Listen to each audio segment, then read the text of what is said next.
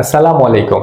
মুস্তাফিজ এখন বিশ্ব সেরা। আপনি মানুন আর না মানুন, এটা ক্রিকেট অল বিশ্ব যারা ক্রিকেট বোঝে বা ক্রিকেট বোদ্ধা যারা, তারা অবশ্যই এটা মেনে নিতে বাধ্য হবে। এবং গত ম্যাচে পারভেজ হোসেন ইমন যেভাবে করে তার তাণ্ডব দেখালো, তাতে করে তিনি বাংলাদেশের যে সেরা ওপেনার হতে পারে তার কিন্তু ঝলক কিন্তু পিএসএল এ দেখিয়ে দিয়েছে গত ম্যাচেই। তাই আজকের আলোচনাটা হচ্ছে মুস্তাফিজকে নিয়ে এবং পারভেজ হোসেন ইমনকে নিয়ে। দেখুন, গতকাল বৃষ্টি বিঘ্নিত ম্যাচে লাহোর কালান্দার্স এবং মুলতান সুলতান দুই দলই মাঠে নামে। পাকিস্তানের গাদ্দাফি স্টেডিয়ামে মুলতান সুলতান টসে জিতে ব্যাটিং নেয়, কারণ তারা জানতো যে যখন বৃষ্টি বিঘ্নিত ম্যাচ তখন পরবর্তীতে টার্গেটে ব্যাট করা তাদের জন্য সহজ হবে।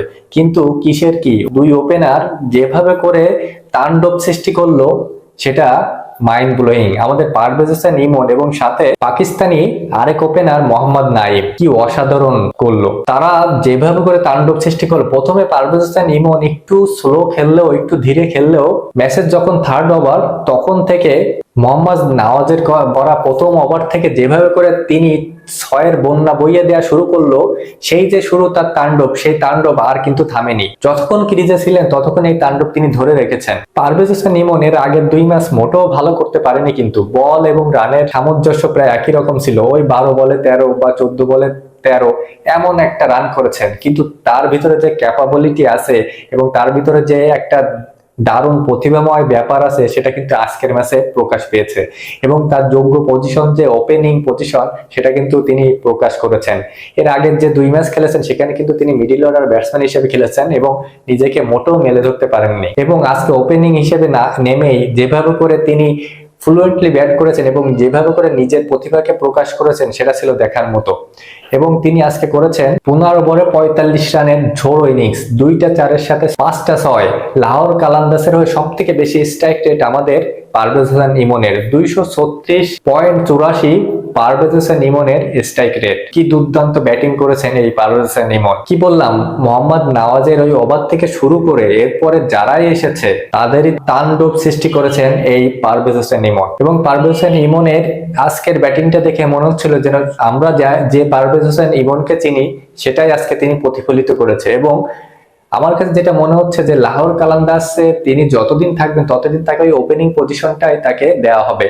অবশ্য ফাকার জামানের 2 ম্যাচ অনুপস্থিতি বা 2 ম্যাচের যে নিষেধাজ্ঞা পেয়েছে, সেজন্য কিন্তু আজকে সুযোগ পেয়েছে পারভেজ হোসেন ইমন। সুযোগ পেয়ে যে কাজে লাগানোর ব্যাপারটা সেটা কিন্তু দেখিয়ে দিল তিনি।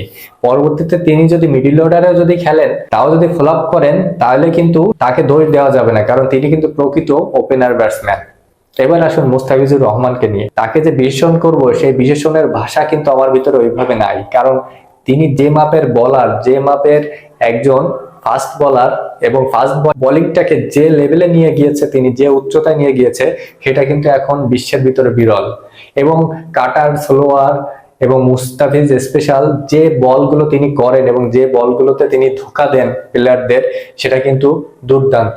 এর আগের ভিডিওতে আমি দেখিয়েছিলাম যে তিনি কিভাবে করে কাটার, স্লোয়ারে বিভ্রান্ত করতেছেন এবং কিভাবে করে তার স্লোয়ার কাটার এখনো ব্যাটারদের ভিতরে একটা ভয়ঙ্কর আমানিশা নিয়ে আসে, সেটা কিন্তু তিনি আবারও প্রমাণ করেছেন।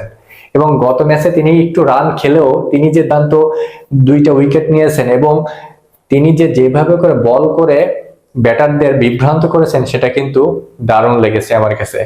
এবং এই পরপর 3 ম্যাচ যে লাহোর কালান্দার্স খেললো, সেখানে কিন্তু মুস্তাফিজ গত 2 ম্যাচের ইকোনমি 5-এরও নিচে। আজকে একটু বেশি হলেও 2টা উইকেট নিয়েছে এবং মূল্যবান সময় উইকেট 2টা নিয়েছে। লাহোর কালান্দার্স 20 রানে জিতেছে। মুস্তাফিজুর রহমানের ওইখানে কিন্তু অবদান অনস্বীকার্য এবং সেরা অবদান। গতকাল সবাই মার খেয়েছে, কারণ যেখানে 13 ওভারের টার্গেট 185, সেখানে তো হিউজ রান লাগে, এখন তো মারবেই ব্যাটাররা। তো মুস্তাফিজুর রহমানকে যেমন মেরেছে তেমন সমীহ করেছে এবং তেমন উইকেটও বিলিয়ে দিয়েছে। তাতে করে বলবো মুস্তাফিজুর রহমান এবং পারভেজ হোসেন ইমন কালকে পারফরমেন্স দুর্দান্ত, মাইন্ড ব্লোয়িং। আপনার কাছে কেমন লেগেছে অবশ্যই জানাবেন। ভালো লাগলে পাশে থাকবেন। ধন্যবাদ।